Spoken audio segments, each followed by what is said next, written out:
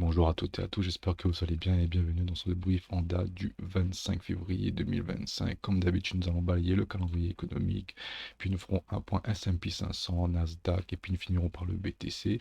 Si vous aimez le travail que nous faisons sur cette chaîne, n'hésitez pas à vous abonner, surtout à mettre votre meilleur pouce bleu et surtout à nous suivre sur les différents réseaux sociaux.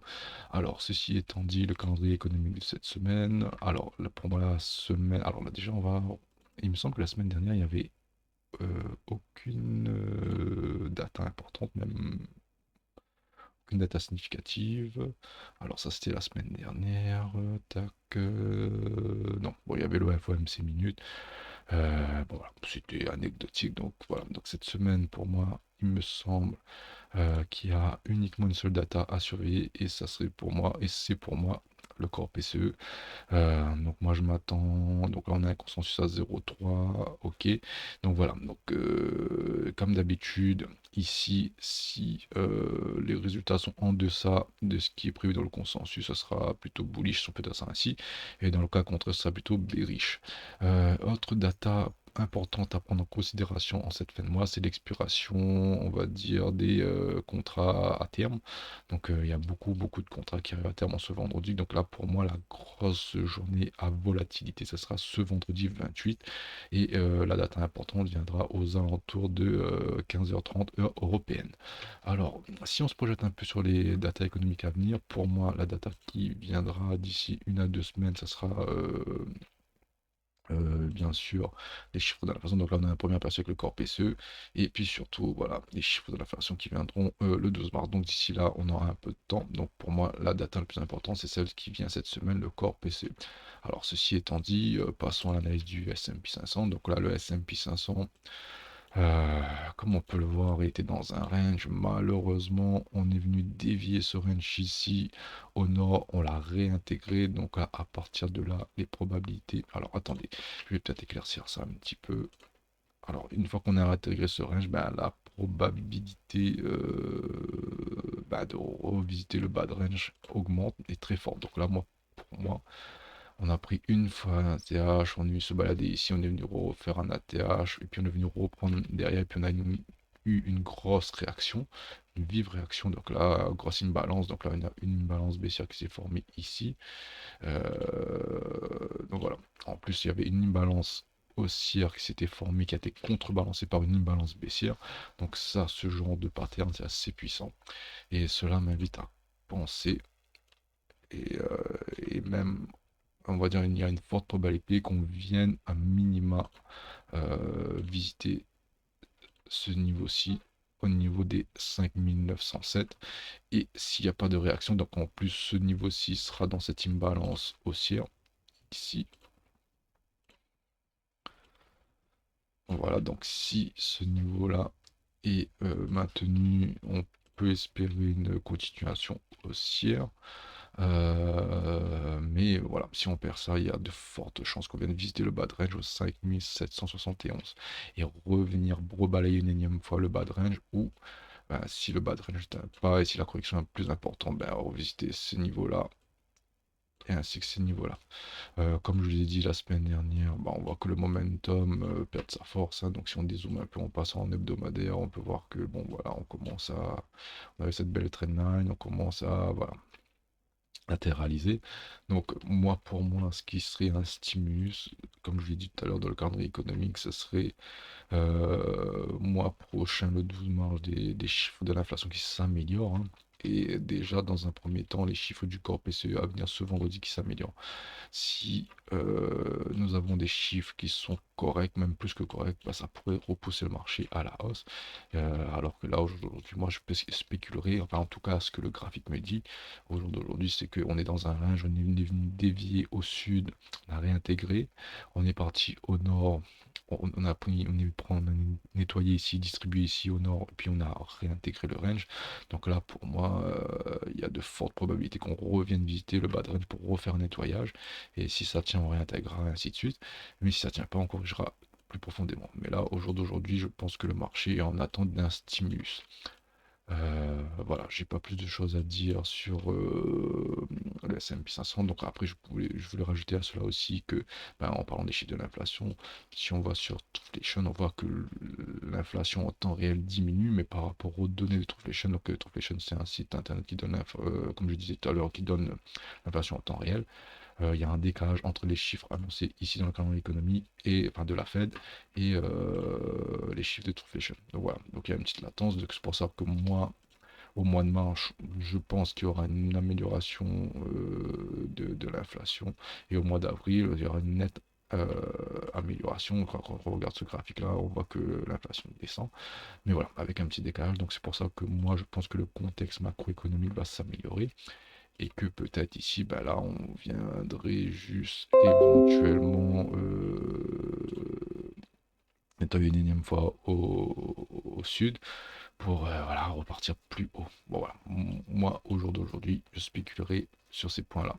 Dans un premier temps, je le répète, 5907, puis par la suite, 5700 à peu près, et ainsi de suite. Voilà, j'ai pas plus de choses à dire sur le S&P 500, on va passer sur le Nasdaq. Alors le Nasdaq, bon, en fait c'est un peu la même configuration, hein. Sur le Nasdaq, on était voilà, dans un range ici, on est venu prendre son ATH ici, on a réintégré. Voilà, donc là, moi, au jour d'aujourd'hui, je spécule sur ce point-là. Pareil, aucune balance, enfin, pas pareil. Contrairement au S&P 500, aucune balance haussière ne s'est formée. Peut-être si on passe en daily, il y en a sûrement une. Voilà, il y en avait une ici qui a été contrebalancée, donc ça, c'est assez puissant. Donc là, on peut voir que le prix veut aller chercher son bas de range. Donc après, fait intéressant, donc là en fait je vous fais l'analyse sur mon broker, mais par exemple si on passe sur le CME, hein, donc le CME qui est une grande échange, on va dire ça comme ça, plateforme d'échange, de trade, bah, sur le CME, le Nasdaq il n'est pas venu prendre son ATH avant de se retourner, donc là son ATH était ici.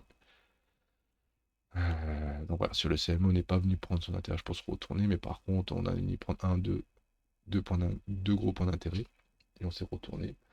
Mais par contre, si on regarde le S&P 500 sur le CME, là pour le coup, le job a été fait. On est venu prendre l'ATH avant de se retourner. Donc voilà, donc une petite divergence entre les deux. Voilà, à surveiller, est-ce que c'est un fake move ou pas, voilà. Enfin, en fait, on va dire que les data économiques viendront stimuler dans un sens ou dans l'autre. Alors, si je reviens sur le Nasdaq, donc là, pour moi, pareil, hein, il n'y a pas d'imbalance qui s'est formée. Enfin, s'il y a une imbalance sociale qui s'est formée, mais elle a été complètement rebalancée, immédiatement rebalancée. Donc là, pour moi, à ce niveau-là au 20 800, ce niveau-là au 20 600 et ce niveau-ci au 20 531 qui est aussi un des plus bas weekly. Voilà, donc moi pour moi au jour d'aujourd'hui, le Nasdaq a de fortes chances de redistribuer les liquidités ici au sud. Voilà, pas plus de choses à dire Nasdaq, donc sur calendrier économique à surveiller, et puis surtout bah, si on revient reprendre cette borne là du range, d'ailleurs le range je vais vous le tracer, hop, ici, donc voilà, si on vient prendre ce bas de range, à voir la réaction qu'il y aura ici. Si jamais ça réagit pas, bon, elle est plus bas. Si ça réagit, on peut aller rechercher une énième fois le haut de range. Voilà, j'ai pas plus de choses à dire sur le BTC, sur le Nasdaq, pardon, et on finit sur le BTC. Alors le BTC, lui pour le coup, qui est en totale divergence avec le Nasdaq, le S&P 500, eux, ils ont fait un plus haut avant de se retourner, alors que le Bitcoin a fait un plus haut le 20 janvier, il s'est retourné. Donc là, pour le coup, je pense que le Bitcoin est un peu en avance par rapport au Nasdaq ou au S&P 500. Donc voilà, en fait, sur le Nasdaq, S&P 500, c'est le genre de mouvement qu'on pourrait voir pour la suite, c'est-à-dire on est mis prendre le plus haut et puis voilà, on retravaille tranquillement, on va se diriger vers le bas de range. Voilà, donc moi, l'objectif du BTC est clairement celui-ci. On est venu prendre tous les lots possibles et inimaginables. Donc là, voilà, moi, pour moi, le plus bas mensuel, donc là, ça il me semble que c'était le plus bas de janvier. On est venu prendre le plus haut de janvier. Aussi, ça marche très bien. Donc, liquidité au nord, on redistribue au sud. Donc, plus haut de janvier, plus bas de janvier. Donc là, on a pris ça ici. Donc là, comment vous expliquer ça? On est venu short le marché, par exemple. Et bah, tout ce qu'on a pris ici, bon, on vient le redistribuer là, quoi. Voilà, donc moi pour moi ce point d'entrée au 89 331, on va l'atteindre maintenant. Une fois qu'on sera ici, bah, il sera très important d'observer le prix. Si jamais le prix réagit très bien, c'est-à-dire on fait ça, on remonte, on fait un beau W, on casse et on part. C'est très très positif. Donc là, l'objectif, donc là pour le coup, ici, on va marquer le plus bas de février. Ce qui serait top, ça serait qu'on vienne le prendre la semaine prochaine et la redistribution se fera bah, sur le plus haut du mois précédent. Donc le plus haut de février, pardon, qui va être ici. Donc on va remonter un minimum au 102, ouais, 103 000 dollars. Et on viendra peut-être également prendre le plus haut de janvier qui est intact pour le moment. Donc voilà, moi pour moi, sur le BTC, on arrive à un point essentiel, à un point clé sur un bad range. De plus, on va potentiellement retravailler cette imbalance weekly qui est assez puissante. Donc si on dézoome un peu, on peut voir que c'est cette grosse impulsion qui a eu lieu, qui a fait que le BTC a quasiment pris 30-40%. Donc voilà, tant que cette imbalance est tenue, moi pour moi je vois toujours le prix bullish.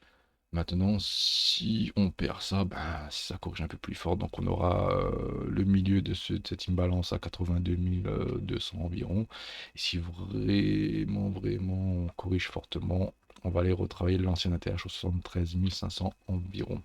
Voilà, donc point d'intérêt à surveiller sur le BTC au 89 331. S'il n'y a aucune réaction, ben là, il faudra s'affoler, mais un peu plus. Mais s'il y a une bonne réaction, on peut s'attendre à ce que le BTC fasse un plus haut dans les mois à venir. Voilà, je n'ai pas plus de choses à dire sur le BTC. J'espère que cela vous a plu. N'hésitez pas à mettre votre pouce bleu, à vous abonner. Et je vous dis à la semaine prochaine et bonne semaine de trading à vous.